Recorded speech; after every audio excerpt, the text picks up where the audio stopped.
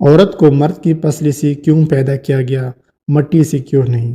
کیا مرد کی ایک پسلی عورت کی پسلی سے کم ہوتی ہے؟ سب سے پہلے ہم بات کرتے ہیں کہ عورت کو مٹی سے کیوں نہیں پیدا کیا گیا۔ اللہ تعالیٰ قرآن مجید میں فرماتے ہیں، سورہ مومنین آیت نمبر 12، ترجمہ: اور بے شک ہم نے انسان کو چنی ہوئی مٹی سے بنایا۔ روایات میں آتا ہے کہ جب اللہ نے آدم علیہ السلام کو تخلیق کرنے کا ارادہ کیا تو اسرائیل علیہ السلام کو حکم دیا کہ زمین سے ایک مٹھی مٹی لے آنا۔ اس کے بعد آدم علیہ السلام کی تخلیق ہوئی اور پھر آدم علیہ السلام کی بائیں پسلی سے عورت کو پیدا کیا گیا۔ ناظرین، مرد کی بائیں پسلی سے عورت کا پیدا ہونا احادیث سے ثابت ہے، ہم اس کی تفصیل میں نہیں جاتے۔ ناظرین، بی بی حوا رضی اللہ دنیا کی پہلی عورت تھی جو مرد کی پسلی سے پیدا ہوئی۔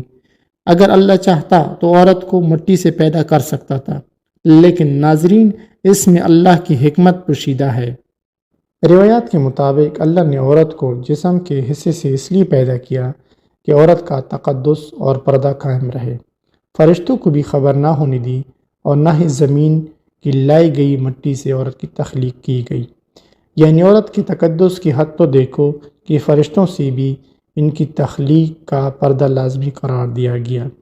اب بات آتی ہے کہ عورت کو پسلی سے کیوں پیدا کیا گیا؟ کیا ٹیڑھا پن وہاں سے ملا؟ نہیں، یہاں بھی بات حکمت سے خالی نہیں۔ انسانی جسم میں دل اور بہت سے نازک پارٹس پسلی کے پیچھے چھپے ہوتے ہیں، یعنی پسلی سے پیدا کرنا بھی اللہ کے ہاں ایک حکمت تھی۔ عورت ایک ڈال ہے ان نازک پارٹس کے لیے۔ اللہ نے یہ بات سمجھا دی کہ عورت ہر مشکل وقت میں ڈال بن جاتی ہے۔ ناظرین، بعض لوگ کہتے ہیں کہ عورت اس مرد کی پسلی سے پیدا ہوتی ہے جس سے اس کا نکاح ہوتا ہے۔